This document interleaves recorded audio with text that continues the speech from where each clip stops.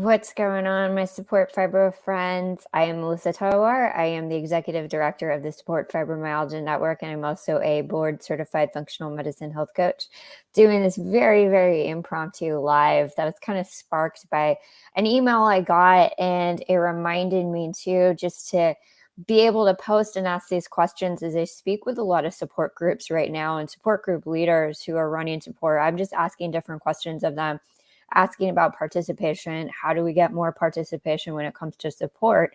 And an article kind of just sparked that again in just reasons why people don't reach out for extra help, extra support, especially right now.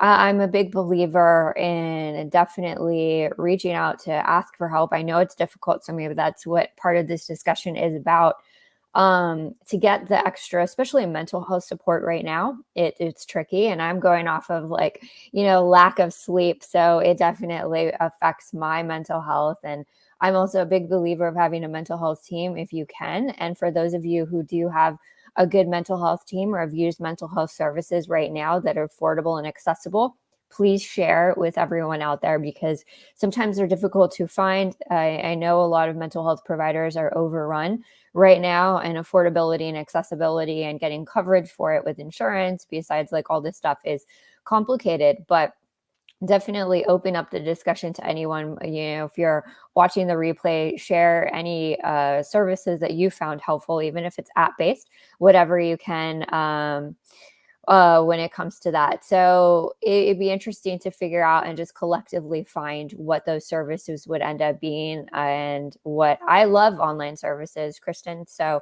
just asking that. I see you online. Hello, hello. And using telehealth services or app-based services. Some people feel more comfortable with text messaging. So I know a lot of health coaches also, besides we're doing like Zoom and one-to-one type conversations, we do group coaching, but we also have text messaging coaching services. So it's part of what we're trying to learn with online. But I've been recently having conversations with support group leaders to ask about attendance and just, how is everything going? Has there been an increase because everybody's online? I know we do get still requests of people like, do you know of a support group in this particular area?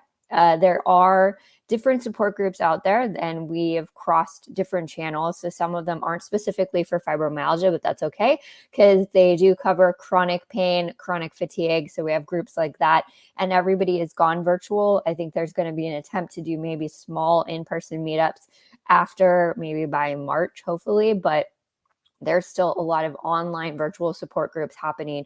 So if you need resources like that, please reach out and we will send you a list. We're updating our list on the website to give you as we reach out to more support group leaders and see if they do take fibromyalgia patients or are willing to open things up a little bit more and their services. So those are things that we're reaching out to and just asking them what extra resources they need. But I do encourage many of you out there to use this type, and there's various support groups. So some are, talking with each other and sharing as a community. Others do crafts and artwork, so an art gathering. And there's different things that we can host too with, if you love craft, if you like coloring, if you any of those types of visions, the creativity adding into the groups, it's part of it. And there are facilitators out there doing that work right now. And we've even connected with other chronic pain groups that are looking to add speakers. So there's education components to all of this too. So I would encourage a lot of you out there to utilize these tools now that it's virtual, so you can join in from any part of the country or any part of the world. I was talking to support group leaders who have people internationally. And right now, I see your question, is it important right now for connection to community? Yes, but a lot of our immune compromised people running the groups are still doing virtual. So I think it's great to have a community aspect, even virtually, and you can ask your questions. And one of the things that I realized, even within my own relationships, and to guess where I'm at physically, if I'm noticing that I'm sort of ruminating on concepts of pain or I'm really struggling, I can let my significant other and family know, but I always take it to my therapist or a group where I can feel comfortable sharing with like-minded people, because you may not wear out those resources.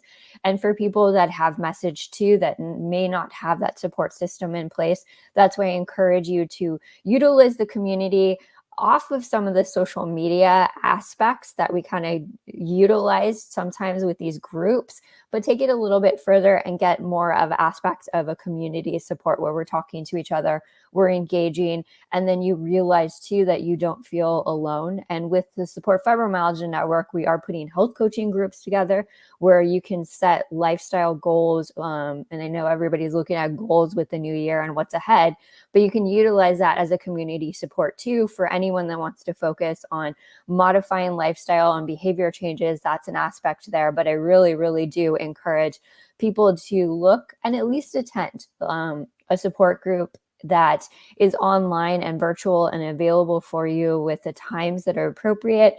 There's all kinds of support groups that meet at different days of the week and different times. They're regionally, so they adjust. And I definitely encourage you. I've had multiple conversations with people and they're doing amazing jobs and they welcome you. The support group leaders have huge hearts, like genuine hearts, and you can ask them questions. They have access to resources, especially if we can kind of match you up regionally. But right now with telehealth too, if you're looking for providers, they have access to different information like that, even local resources. And we're all trying to work together to increase that as well. But in this article, especially when it was asking for why people don't generally ask for help. So I kind of wanted to go through this a little bit. And this was driven as an anxiety, like people with anxiety and they don't ask for help. But I think it applies a lot to fibromyalgia and what we can do. And if this resonates with you, please definitely know and comment and share with people, because we definitely need to be able to get the help we need. And I know resources are scarce, even more so right now, as we reach out and try to do assistance and take the assistance we need. So one of the first things is like, we literally can't speak, which actually makes a lot of sense because it's difficult sometimes for us to verbalize how we're feeling and what we need. And that does take practice. It takes practice. You may need to write it down. And maybe that's a good way. Maybe if you feel like you're better equipped at writing things out of how you're feeling and the things that you need. That's something that you might be able to communicate to your loved ones in a different way. So be like, okay, I wrote it out for you.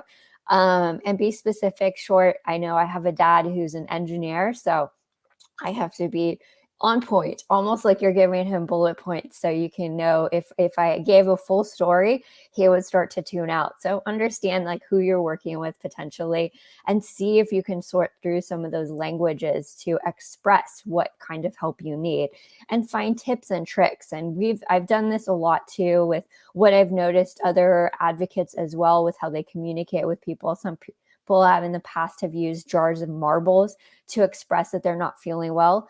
I know if my significant other comes into the room, if my lights are out and I'm watching TV, that means I'm just done. So, it's not to be, and it's these visual cues, or, if there is help that needs, like, what does that look like, preparing in advance.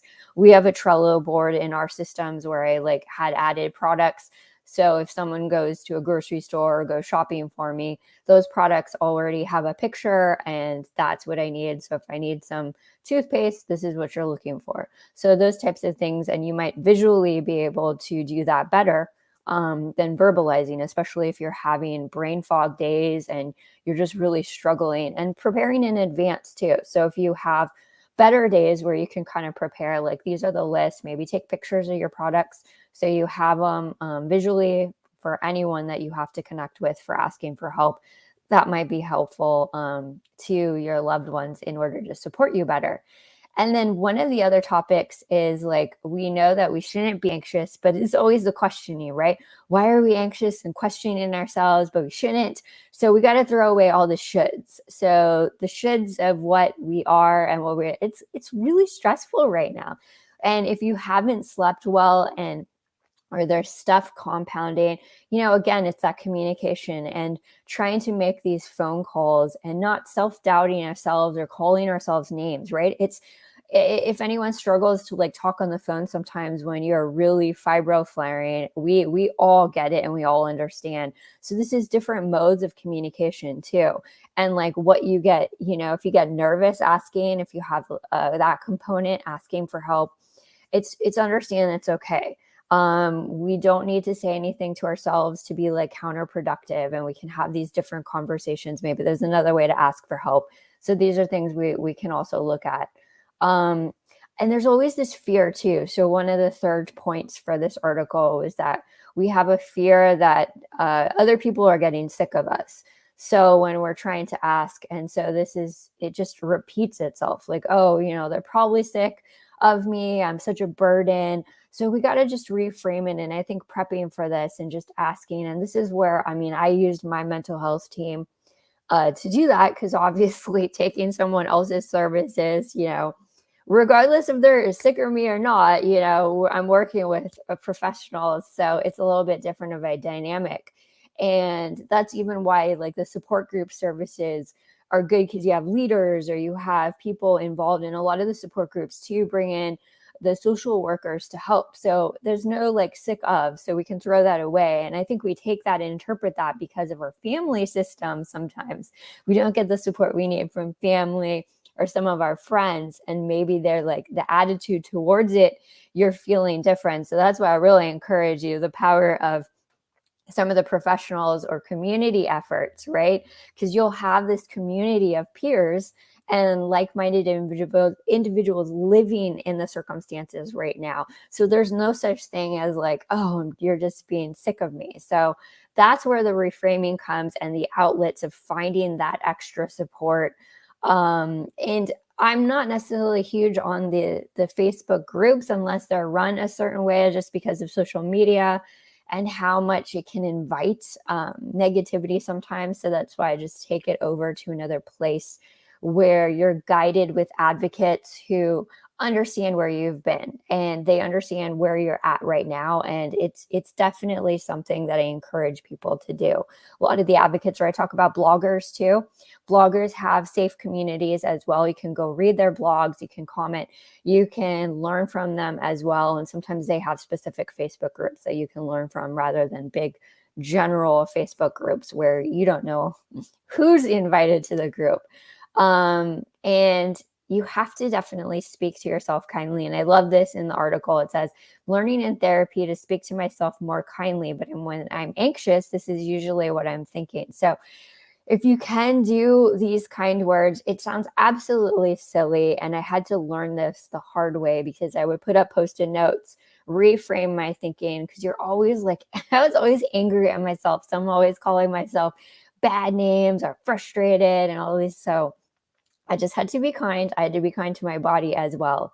And another point is just trying to send, if you're reaching out or you don't really feel that people care about you, I know that's a hurdle to get over as well. So just pick up on some of those small things and just reach out. And I encourage people to definitely go past some of those levels, try something new. And I know it's a scary place sometimes, because we don't want to have a bad reaction, which was another point.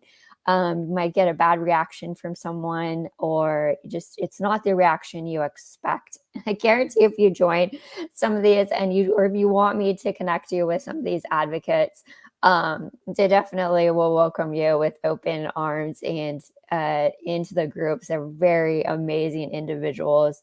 I don't know how they keep up with so much of the energy.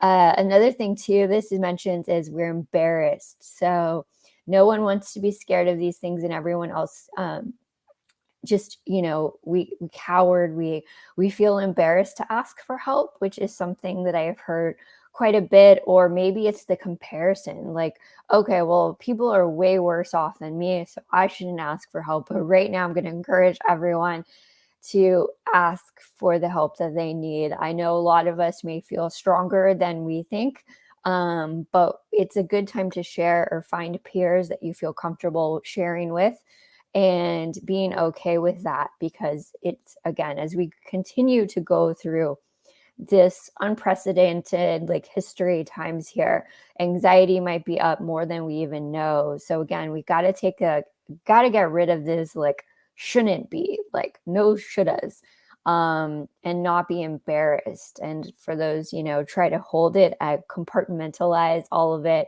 You're tough. We are all tough, but there are ways that it just starts to build up. And if you notice those times where it's just you're starting to feel a little aggravated and stuff, there's a good time to reach out, and just ask for different ways to help. And it's difficult, honestly, running a nonprofit organization for the types of resources that we can do. In California, we are restricted on certain things that we can provide people or assist with. And right now, it's even more difficult than ever to find resources in other nonprofit organizations because everybody is jam-packed, but we have to work through it. So if you have certain expectations or you're looking, maybe there's other things that people can provide. But please, all we ask for is your patience too, in understanding that there may not be a quick fix right now. We had someone reach out about mold remediation, and that's a costly process. So either people have to move or they have to get things remediated in the house, and it's costly as it you're continuously exposed to mold that's going to generate an inflammatory response in your body. So where this is resources and stuff, it's difficult. So definitely I ask for everyone's patience. If you are reaching out to other nonprofit organizations for assistance, and we're trying to all kind of communicate and be together on all of this. So if we don't have the answers, we generally reach out to other organizations and nonprofit organizations in different states, or people like, hey, how do you handle this when it comes to evictions and all this stuff that we're hearing, medical debt. So we're all kind of learning this together. And that's why I encourage anyone who's has more fluency in this to please post your comments and share with the community. And if you ever feel the need you want to share more and would love to do a live video talk and share with people how you did stuff or how you found stuff, that would be great. I do refer a lot to the Sleepy Girl's Guide to Disability. That website is fantastic. Goes through different things of getting affordable housing, disability services, and other rights. So definitely take the time to look through that website and go through that. And please don't hide or have avoidance. I know a lot of times we just avoid, we don't want to talk, or we have a certain perception. We don't want to burden people. This comes up a lot with this word, right? But these support group services, these blog services, people out there, we're doing the services for all of you. So I just wanted to encourage people to give it a try, especially now, even though we may not think we need it. You might find a whole bunch of relief. And again, there's different ways to get it when it comes to these groups as well. So very different aspects. I just talked to one too, based virtually. Again, my good friends who run the one in Anaheim, California, but they're all virtual right now. So they have people attending from New York and other states. They actually meet every single week. I was really surprised by that. And I've always loved the warmth from that group. And I know there's an Arizona group that meets, and we have Looms for Lupus that does their support group meetings every second Saturday of the month. They meet privately through Zoom and have stuff through Facebook as well. So utilize these tools as much as you can. And I know with even Lupus Spoons, she has a new meetup coming up virtually as well that I'm sure all of you can join in. She has a speaker who's a dietitian, so you can learn. And again, I encourage you to break the boundaries on a diagnosis, right? And just really attend, connect with people. All of us, even if we're diagnosed with something else like MS, lupus, we are living with chronic illness. So we understand pain, we understand fatigue, we understand how difficult it is to find a doctor that has some more compassion and can help us. We understand side effects for medication. It's very similar to each other. So that's why reaching out across the board, it does not have to be fibromyalgia. Please don't get stuck right now with that as the group name. There's a great chronic pain group in Los Angeles. I think there's actually a couple that are meeting virtually. So we all understand pain, we all understand fatigue and all our diseases across the board. So you can have a lot of relatability, you can learn from each other. And that's what we are encouraging in this whole new year of 2022. Please be kind to each other in the comments, share resources that you found helpful, whether it's an app or it's a telehealth service right now. I know a lot of them are opening up to talk to a professional, mental health professional, social care workers, community health workers out there. So let's get everyone connected to the resources that they need. Don't hesitate to reach out for help. You can send us messages. We are backlogged a little bit, so I'm getting back to a lot of the messages if we can. I know there's a lot of people asking for doctors. That one is going to take a little bit more time to find providers, and especially providers that write disability information. That's two combinations. Like, first, you have to find the provider that is open and willing to treat and observe fibromyalgia a little bit differently. But the second part, if you're looking for disability and someone that will give you letters for that, that's a whole other task to find providers. Because I've even come across providers who treat fibromyalgia who refuse to write for the disability stuff. So it's such an odd occurrence, but it's stuff that we are working on moving forward. So definitely use these resources. There's good resources out there and there's very, very good people that want to help and support the fibromyalgia community. Amazing advocates working really, really hard to provide these support group services for you. They are meeting virtually, so just hop into the Zoom. You can turn off your camera and participate like that if that feels more comfortable. You can show up in your PJs. No one knows, right? You don't know that I'm wearing my pajama bottoms right now with my slippers.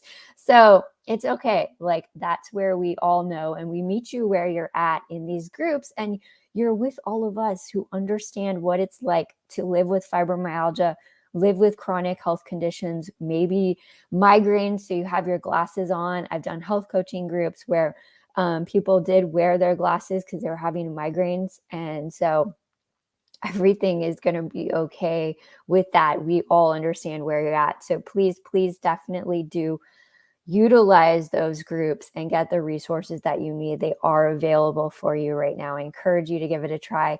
Thank you so much. I know this is impromptu, but I'll be back with more structured patient education shortly as I'm writing that out. Thank you, everyone. I will see you next time.